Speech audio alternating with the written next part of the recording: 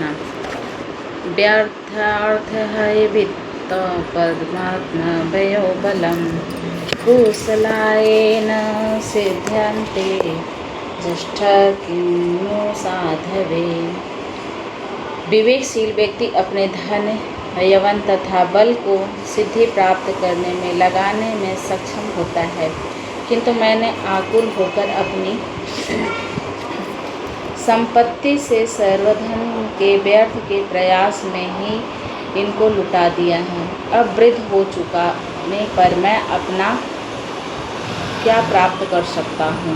बुद्धिमान मनुष्य संपत्ति पाने के लिए व्यर्थ के सतत प्रयासों से कष्ट क्यों भोगे। निसंदेह यह सारा संसार किसी की माया शक्ति के अत्याधिक मोहग्रस्त है।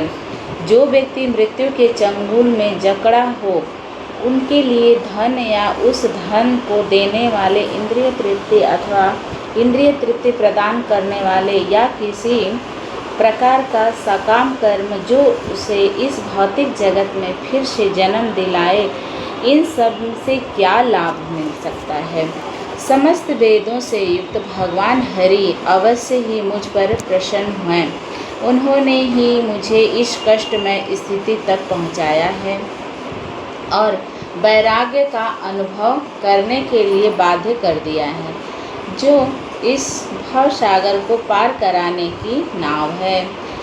तात्पर्य प्रभुपाद जी के शिष्यों द्वारा तात्पर्य ब्रह्मांड यह जाना गया है कि सकाम कर्मों के फल स्वरूप नानाविध इंद्रिय तृप्ति प्रदान करने वाले देवतागण जीवन का सर्वोच्च लाभ प्रदान नहीं कर सकते।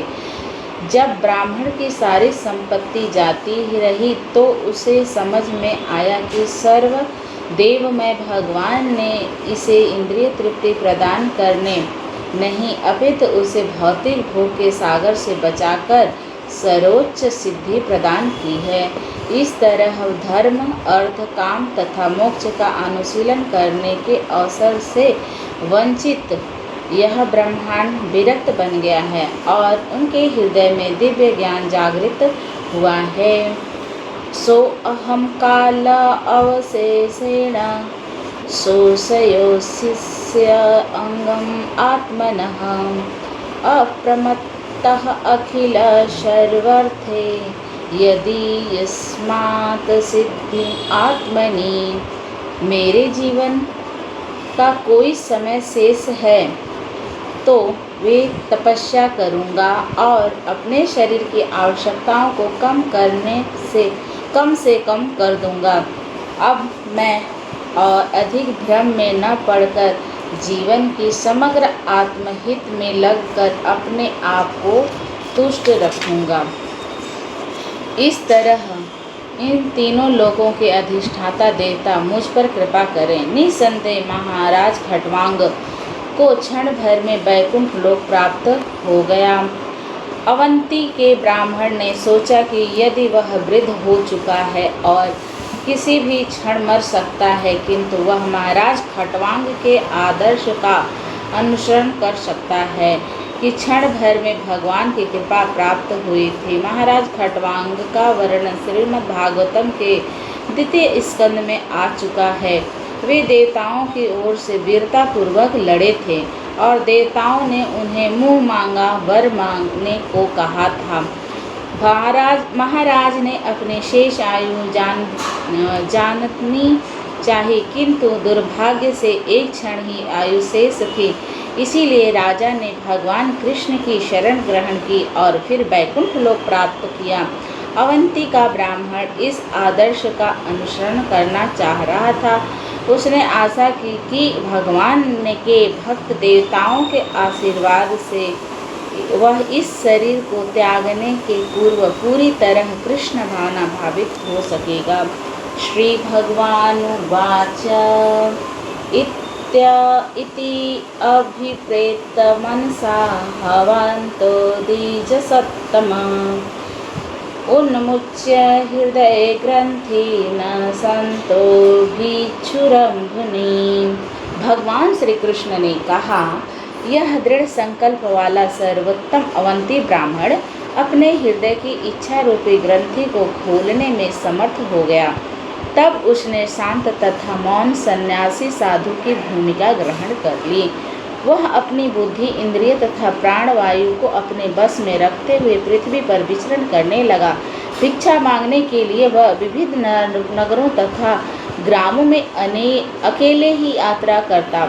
उसने अपने उच्च आध्यात्मिक पद का प्रचार नहीं करता, इसीलिए अन्य लोग उसे पहचान नहीं पाते थे।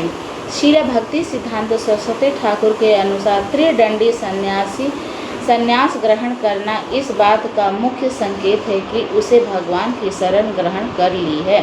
वैष्णव सन्यासी के 3 दंड शरीर, मन तथा वाणी को भगवान की प्रेमा भक्ति में लगाकर उन्हें बस में करने का सूचक होता है।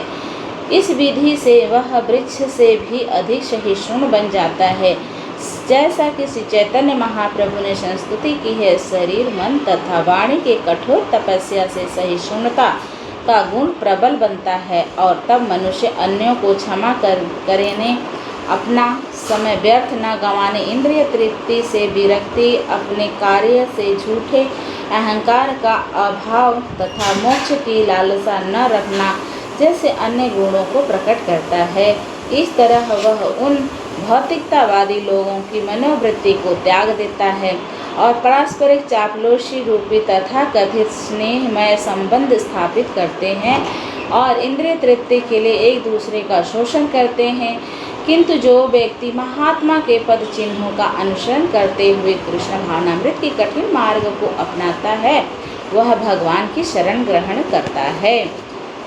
हे दयालु उद्धव, इस वृद्ध को मलिन भिखारी के रूप में देखकर उद्यमी व्यक्ति अनेक प्रकार से उसे अपमानित करने लगे। इसमें से कुछ लोग तो उनका सन्यासी दंड छीन लेते हैं और कुछ उस जल पात्र को जिसे वह भिक्षा पात्र के रूप में काम में ले आ रहा था, कोई उनका मृग चर आसन तो कोई उसका जलमाला ले लेता है और कई उनकी फटी पुरानी गुदड़ी चुरा लेता। वे इन वस्तुओं को उसे दिखाकर वापस करने का बहाना करते, किंतु उन्हें पुनः छिपा लेते। जब वह भिक्षा द्वारा एकत्र किए गए भोजन को खाने के लिए नदी के तट पर बैठता तो ऐसे पापी धूर्त आकर उस पर पेशाब कर देते और उनके सिर पर थूकने का दुस्साहस करते। यद्यपि उसने मौन व्रत धारण कर रखा था, किंतु वे उसे बोलवाने का प्रयास करते और यदि वह न बोलता तो उसे लाठी से पीटते थे। अन्य लोग उसे यह कहकर प्रताड़ित करते कि यह आदमी चोर है। अन्य लोग उसे रस्सी से बांध देते और चिल्लाते, इसे बांध दो, इसे बांध दो। वे यह कहकर उसकी आलोचना और अपमान करते हैं। यह व्यक्ति तो ढोंगी और ठग है। यह व्यक्ति धर्म को इसीलिए पेशा बनाए हुए है क्योंकि इसने अपनी सारी संपत्ति गंवा दी है और इसके परिवार वालों ने इसे बाहर निकाल दिया है। कुछ लोगों का यह कहना है कि इसका कहकर मजाक उड़ाते, जरा देखो ना, इस अत्यंत शक्तिशाली ऋषि को, यह हिमालय पर्वत की तरह धैर्यवान है। यह अपने मौन व्रत से महान संकल्प करके अपना लक्ष्य पाने के लिए एक बगुले की भांति बना हुआ है। अन्य लोग उनके ऊपर अपान वायु छोड़ते और कुछ लोग इस द्विज ब्राह्मण को जंजीरों से बांधकर पालतू पशु की तरह बंदी बनाकर रखते। वह ब्राह्मण समझ गया कि उनका सारा कष्ट अन्य जीवों से, प्रकृति की उच्च शक्तियों से तथा अपने ही शरीर से जन्य दुर्निर्वाह है, क्योंकि वह विधाता द्वारा निश्चित हुआ है। उस ब्राह्मण को अनेक निर्दय व्यक्ति सताते और उनका शरीर ज्वर, भूख, प्यास, थकान इत्यादि से पीड़ित भी रहता। दैवीय शक्ति वे हैं जो अत्यधिक गर्मी, सर्दी, हवा तथा वर्षा उत्पन्न करते हैं। ब्राह्मण के समझ में आ चुका था कि उसका कष्ट भौतिक शरीर से अपनी झूठी पहचान बनाने के कारण है। बाह्य घटना और उनके शरीर की अन्योन्य क्रिया से नहीं है। वह बाह्य स्थिति से तालमेल बैठाने के प्रयास की बजाय कृष्ण भावनामृत से तालमेल बैठा रहा था और इस तरह नित्य आत्मा के रूप में अपनी असली पहचान को अनुभव करना चाह रहा था। हरे कृष्ण।